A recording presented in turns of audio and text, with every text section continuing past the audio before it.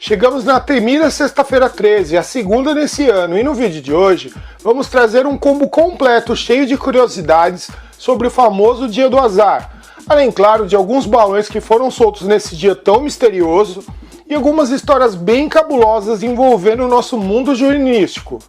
Tudo isso em 15 segundinhos, depois da vinheta.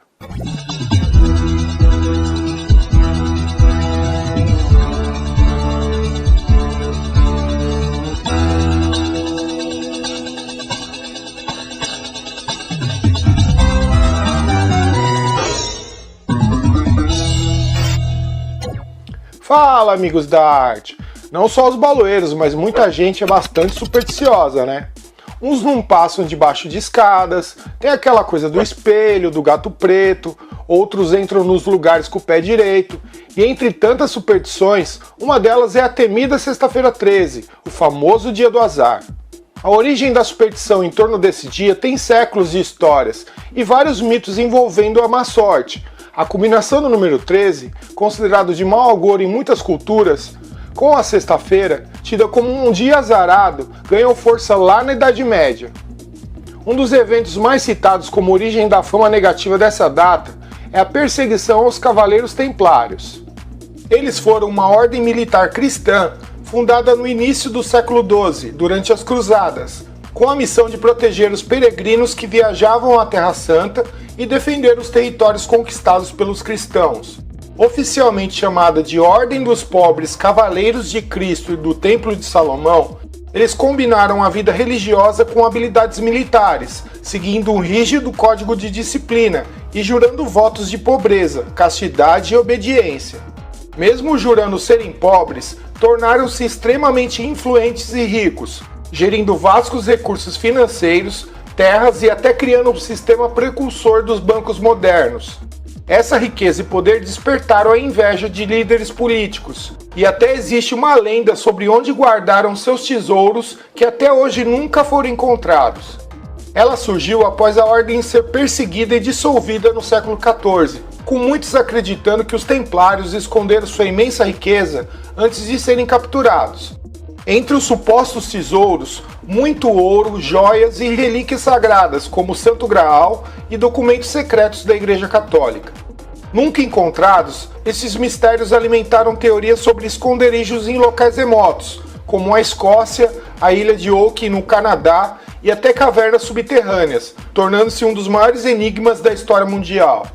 Em uma sexta-feira, 13 de outubro de 1307, o rei Filipe IV da França ordenou a prisão de vários membros da ordem, acusando-os de crimes como blasfêmia e práticas imorais, alegando que eles haviam traído a fé cristã. Essas acusações foram feitas para justificar sua prisão e o confisco das riquezas da ordem, e muitos foram torturados e executados, o que marcou o dia como símbolo de tragédia. Além disso, a sexta-feira já tinha conotações negativas no cristianismo, por ser o dia da crucificação de Jesus, enquanto o número 13 estava associado ao último jantar de Cristo, com Judas, o traidor, sendo o 13º convidado. Com o tempo, a data ganhou notoriedade e passou a ser cercada de lendas e superstições, alimentando o imaginário popular e se consolidando como símbolo de muito mistério e azar. Essa associação foi amplificada por obras literárias, como o romance Friday the 13th, de Thomas Lawson, lançado em 1907. O best-seller de Thomas é uma obra que explora o impacto psicológico da superstição na sociedade, e foi adaptado em um filme de 1916 com o mesmo nome por Émile Chotard, que infelizmente foi perdido e não há cópias conhecidas disponíveis. A história acompanha um corretor da Bolsa de Nova York, que usa a crença no azar associado à sexta-feira 13 para manipular o mercado financeiro, causando pânico e uma grande crise. A narrativa critica a ganância, a vulnerabilidade humana às superstições e o caos do sistema financeiro, ajudando a popularizar a fama da data como um sinônimo de infortúnio e má sorte. Mas sem dúvidas, quando falamos de sexta-feira 13, o principal personagem da cultura popular é o Jason Voorhees, né? Um dos maiores serial killers do cinema nasceu por acaso, já que ele praticamente nem aparece no primeiro filme da franquia. O filme Sexta-feira 13 nasceu como uma tentativa do diretor Sean Cunningham de ganhar dinheiro pegando carona no sucesso do filme Halloween de 1978, e deu certo. Com um investimento de apenas 550 mil dólares, conseguiu arrecadar quase 60 milhões nas bilheterias mundiais e deixou sua marca registrada no mundo cinematográfico. A história concentra-se principalmente no personagem Jason Voorhees, um garoto com hidrocefalia e diversos problemas mentais que acaba sendo isolado do mundo por sua mãe, Pamela. Ele teria se afogado no lago do acampamento Crystal Lake, devido à negligência da equipe de monitores que estavam dando uma pimbada e não viram o menino no lago. Anos depois, a história de um antigo homicídio em Crystal Lake não impediu que alguns jovens voltem ao acampamento para reativá-lo. E dias depois acabam sendo perseguidos e mortos um a um por um assassino brutal, que na verdade era a mãe de Jason, a ex-cozinheira do acampamento que já tinha matado todos os seus companheiros de trabalho que deixaram seu filho se afogar no lago 20 anos antes, e não queria que o lugar voltasse a funcionar. Somente no final do filme que descobrimos que Jason não havia morrido afogado, e depois de ver a sua mãe sendo decapitada pela única sobrevivente, a Alice, ele resolve se vingar e vira o serial killer que todos conhecemos a partir do segundo filme da franquia. Jason é conhecido por usar uma máscara de hóquei para esconder seu rosto desfigurado, mas durante a maior parte do segundo filme e o início do terceiro, ele usa um saco no rosto. E somente após matar Shelley, que usava a máscara no terceiro filme, que ele decidiu utilizá-la. Jason tem um currículo imbatível de 146 pessoas mortas das maneiras mais cruéis possíveis, e é o serial killer recordista no cinema mundial. Com mortes criativas e um protagonista mudo, mas mortal, Jason tornou-se rapidamente um símbolo do subgênero slasher, que são os filmes de terror onde os personagens são mortos aos poucos e com muito sangue. Ao longo de 12 filmes, a franquia explorou diversas abordagens, desde o terror puro das primeiras partes até tramas mais absurdas e criativas, como Jason X de 2001, que leva o vilão ao espaço e ainda viaja no tempo, e Fred vs Jason de 2003, um crossover entre os dois ícones do terror de maior sucesso da década de 1980. Cada novo filme ampliava o legado do personagem, mesmo quando as críticas eram divididas. Algumas sequências, como Sexta-feira 13, parte 6, Jason Vive, de 1986, introduziram elementos sobrenaturais, tornando Jason um morto-vivo indestrutível, já que ele morreu no quarto filme. Esse aspecto o diferenciou de outros vilões e permitiu que a franquia abraçasse temas mais fantasiosos, enquanto mantinha o suspense e as mortes sangrentas. Sexta-feira 13 ajudou a definir esse estilo de filmes, ao lado de filmes como Halloween e A Hora do Pesadelo. O formato da franquia, um vilão icônico perseguindo adolescentes em um cenário isolado, tornou-se uma fórmula clássica do terror. Jason Voorhees, com sua máscara de rock e o facão, é um dos personagens mais reconhecidos do cinema mundial. Além do seu impacto nos cinemas, a franquia gerou produtos derivados, incluindo videogames, quadrinhos e brinquedos. Seu legado continua vivo em festivais de cinema e na cultura pop, sendo homenageado e parodiado em diversas mídias. Mesmo com altos e baixos, Sexta-feira 13 consolidou seu lugar como uma das séries de terror mais bem-sucedidas de todos os tempos, arrecadando mais de 450 milhões de dólares e cativando gerações de fãs. Jason não é apenas um vilão, mas um símbolo de medo e entretenimento que permanece relevante décadas após a sua estreia. Por fim, o acampamento Crystal Lake de Sexta-feira 13 existe na vida real e fica em Hardwick, no interior de Nova Jersey. Até os dias de hoje, o local preserva as cabanas, os móveis, objetos e lembranças das filmagens, como uma atração turística, e qualquer um pode ir lá. Basta entrar no site e comprar as entradas, que permite um rolê pelo acampamento com mais de 3 horas, através de monitores, que vão contando os detalhes de cada cena gravada no local. Agora que já sabemos como nasceu tudo isso, vamos para os balões, começando com trabalhos exclusivamente feitos com o Jason. O trufe de 16 metros da 100% de São Paulo, solto com fogos, em 5 de junho de 2015. Outro fogueteiro, agora noturno, modelado de 13 metros da Hollywood Balão, também de São Paulo, que subiu em 24 de setembro de 2015. O trufe de 8 metros da Camélias, do Rio de Janeiro, na noite de São João de 2018. Outro balão da Camélias, agora um modelado de 10 metros, solto com armação em 16 de dezembro de 2019. E para finalizar, o melhor balão exclusivo do Jason, na minha opinião, o modelado de 18 metros da Colorido de São Paulo, que abordou diversas épocas do Jason no balão e na bandeira, e subiu na manhã de 24 de abril de 2022. Agora vamos para balões que tiveram o Jason ilustrado junto com outros ícones dos filmes de terror. O modelado de 24 metros da Gênios da Vila Ema, aqui de São Paulo, solto em 6 de fevereiro de 2011. O lapidado de 10 metros da Cruzeiro e da Vikings, em 16 de julho do mesmo ano, que eu não consegui imagens legais, mas vale o registro. O Bagdá de 18 metros da Turma do Universo de São Paulo, em 7 de dezembro de 2014. Outro Bagdá, agora de 12 metros, da Atitude do Rio de Janeiro, que subiu em 26 de dezembro de 2015.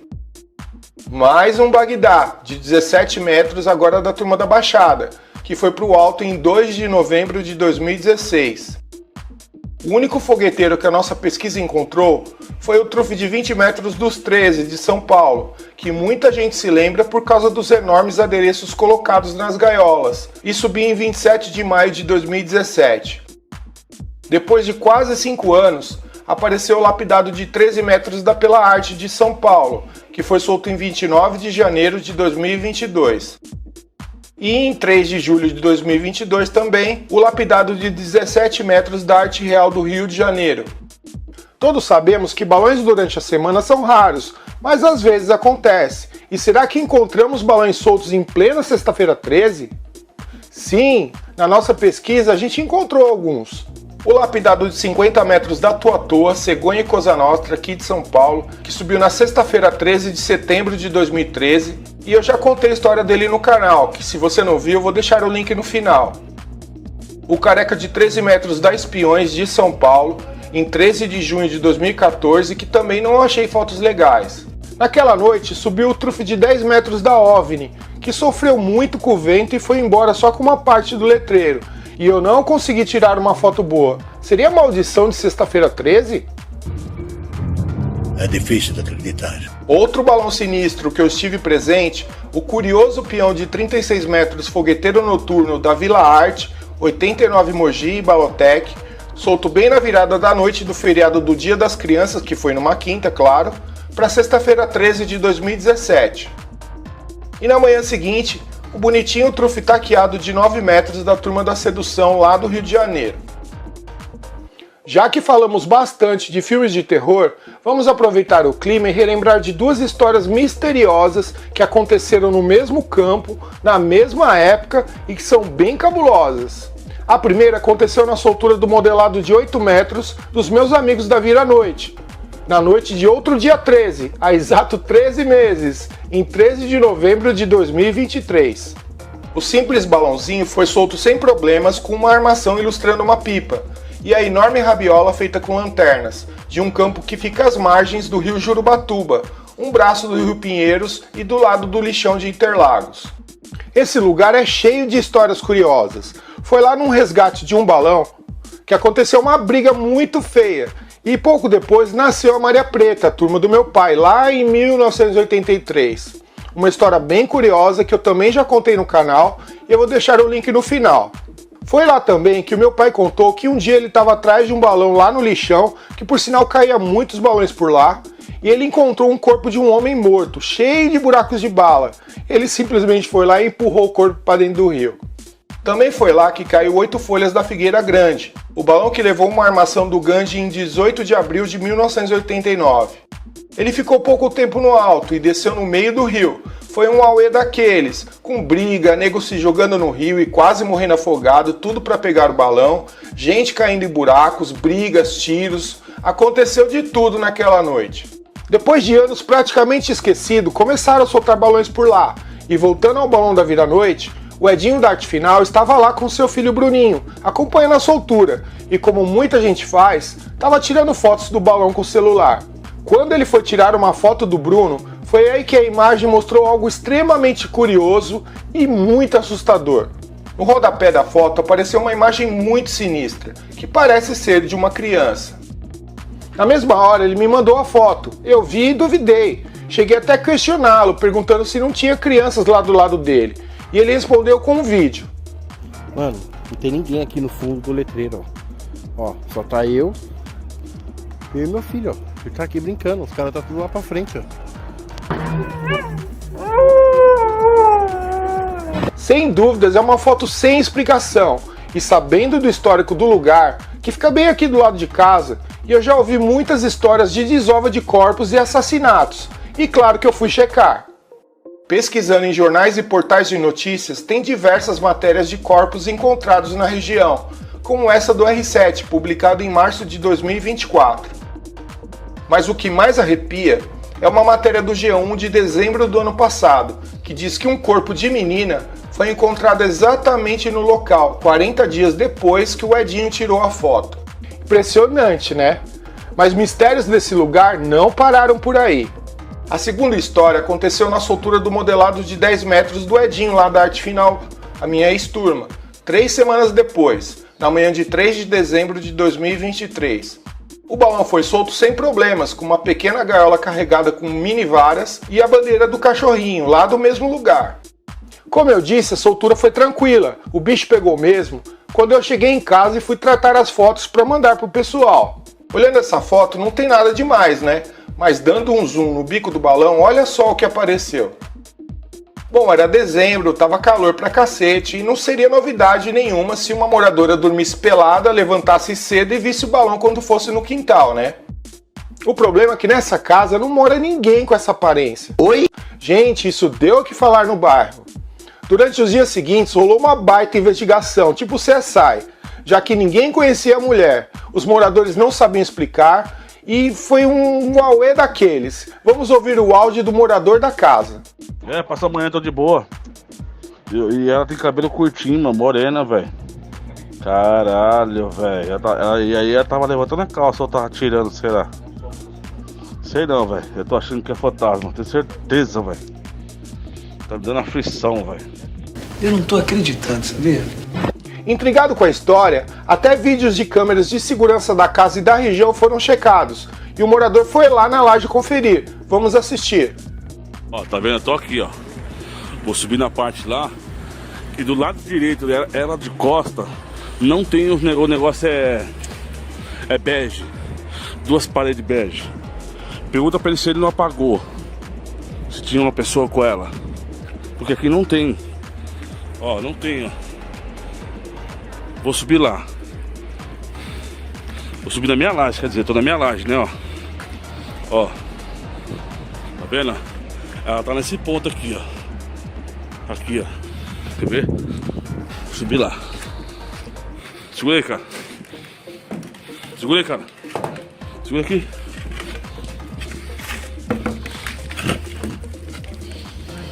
Ó. Tá vendo? Não tem o bagulho bege lá, ó. Tá vendo? Ó. Ela tava aqui, ó. Ela tava aqui mais ou menos nesse ponto aqui, ó. Não tem o bagulho bege. Ela tava aqui, ó. Nesse ponto aqui, ó. A antena tá aqui. E a coluna tá ali, tá vendo a coluna? Ela tava mais ou menos aqui, ó. E não tem esse bagulho bege. Pergunta pra ele se ele apagou. Eu acho que ele apagou. Que doido, né? A lenda da loira do banheiro a gente já ouviu falar e ela realmente até existiu. Mas a morena da varanda continua até hoje como um mistério que ninguém sabe explicar. É isso, meus amigos, eu vou ficando por aqui. Se você gostou, já deixa o like. Se não for inscrito, se inscreve no canal para você não perder nada. E até o próximo vídeo, sempre com mais uma boa história sobre o nosso querido mundo do balão. Um abraço bem sentado e um beijo a todos. Tchau!